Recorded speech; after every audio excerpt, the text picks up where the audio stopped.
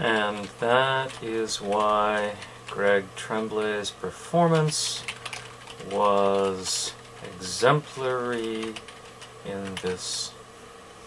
Oh! Hey out there on YouTube and Love Bites Reviews especially. Welcome back to the engineering suite at Kentswold Studios. So I keep getting lots of questions about, yeah, okay, so I know you talk into a microphone, but exactly what goes into making an audiobook? So, well, I thought maybe I'd invite you into the studio for a few minutes and we'll go through the process. So, I mean, of course, like any acting job, you know, the first step is to book the gig. So we spend a lot of our time, auditioning. So, of course, there's a very formal and dignified process that goes into auditioning. Come on, there's got to be a new script to audition for. Come on, Daddy needs a new heat bill. Come on. Okay. And then once we get a title, once we book a job, then there's a few stages that I have to go through in order to actually put the book into a situation to get ready to turn into an audiobook for you. So, any book that we get, of course, I read the entire book to myself first. And that both allows me to understand where the book is going, and it also allows me to get a feel for any weird pronunciation issues that I may have, or research that I need to do, how exactly to do a Southern Latvian accent, or what nationality a last name is, how to say a French word. Anything that I need to figure out to do that. And so that phase, is, as I said, it's very, very technical, and it's probably one of the most challenging phases of the whole process. It's really in some ways the most work.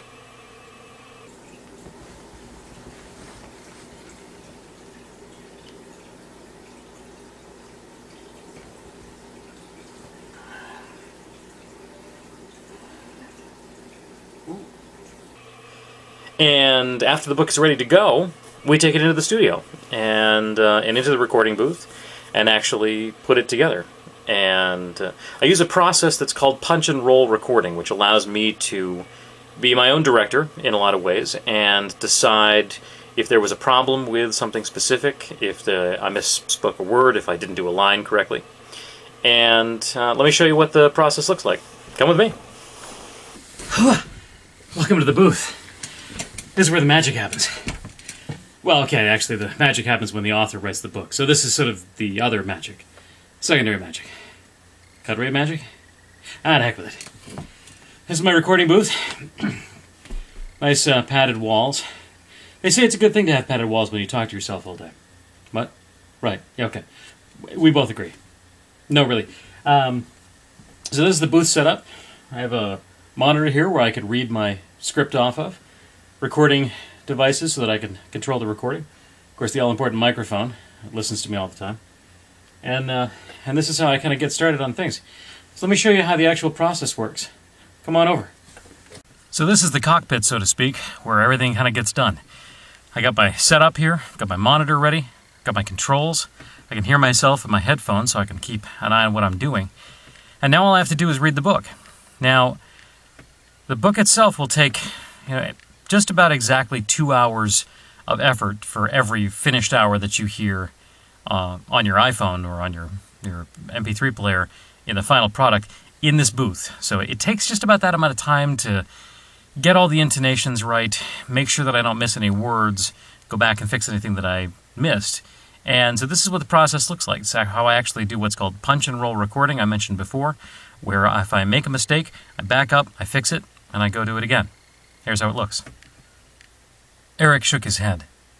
I hate it. He reluctantly showed Ken what he'd done and then turned away from it.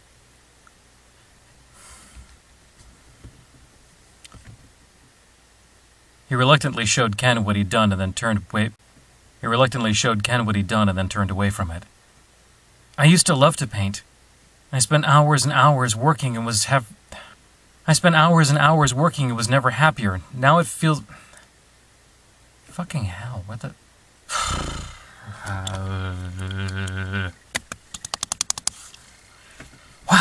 Okay, one more time. I used to love to paint. I spent hours and hours working and was never happier. Now it feels like the enemy's... Motherfucking god damn it, Jesus Christ. As you can see, it's a joy to record at all times, and I never make more mistakes than a few. No, really, the process goes along pretty well. And when we're all done, this is kind of how it looks on the screen. A place like that should be pretty cool. When should I be ready? The wind came up and he shivered slightly. I think he's leaving. Once the recording is done, it's time to edit and send it off for proofing.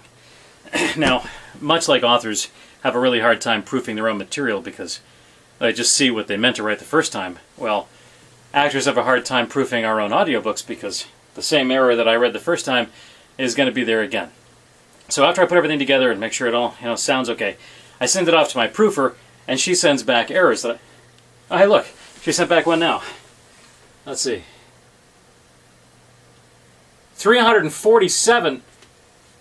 We'll be back in a second.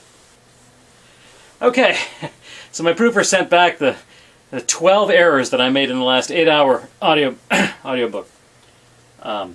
You know, it's funny the number of errors that you can make that you don't even realize. Some things that you really thought you said right that turn out not to be correct. But that's okay. That's okay because we can fix that with the beauty and wonders of audio technology. So let me show you how we can splice in a fix into an existing file. And it works out pretty well. Jack said, using the same kind of low, sultry Dom voice. Mason said, using the same kind...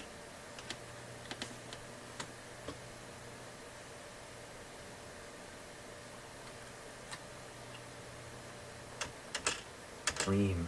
Mason said, using the same kind of low, sultry Dom voice Gray did, even though Mason had just been giggling like a kid.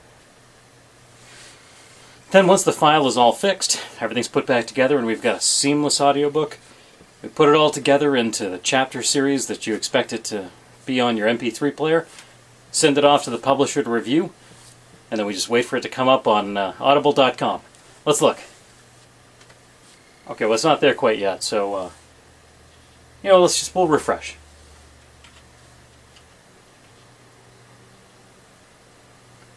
Maybe again.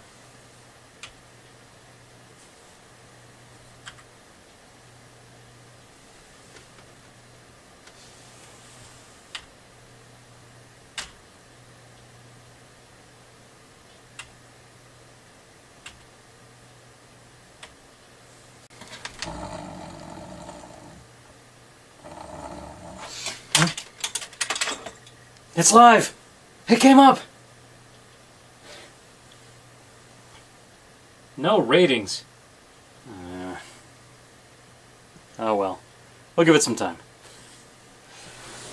That's how a book gets all the way through the production. All joking aside, it's a great process. I get to take amazing stories that people write, and some of these authors that I work with are it's just astonishing. You know, some of these stories just touch my heart and make me laugh, make me cry, and I get to bring them to a whole new medium. It's about 10 hours for every final hour of audio that you hear. It goes into actually putting the book together, and that's in the best case scenario. And it takes the efforts of so many people. You know, the amazing authors that we get to work with who write these incredible books for us to read. Both you on your Kindles or in paper version, and then me to you, and all of the other colleagues that I work with. So there's so many amazing books that get written, and all the hundreds of hours that those authors put in. The publishing agents and the authors themselves, when they put them together to be turned into an audiobook. The artists, when we get the book and we get to prep it. The publishing people that do our project management for us. The proofers and editors that we work with. I could not work without Amanda Rose Smith and Ashley Kutch, who are my editors and my proofer primarily. They're amazing, and then of course the people that the publishers hire to do our are proofing for us at many publishers that I work with, at Audible, at Podium. They have their own staff that do all this work, and then off to Audible, be it ACX or with amazing places like Listen to a Book. So many people go into bringing these books to you, and it's amazing. So thank you so much for listening. Thanks for coming along with me on this amusing journey this evening into making a new audiobook. But I got to get back to it. We're working on Andrew Gray's Love Comes to Light tonight, and that should be all set and ready for Dreamspinner to check out late next week. And hit refresh. Should be to you in a few weeks. So, as I say on my blog, keep reading, keep writing, keep listening, keep sharing your stories. Cheers.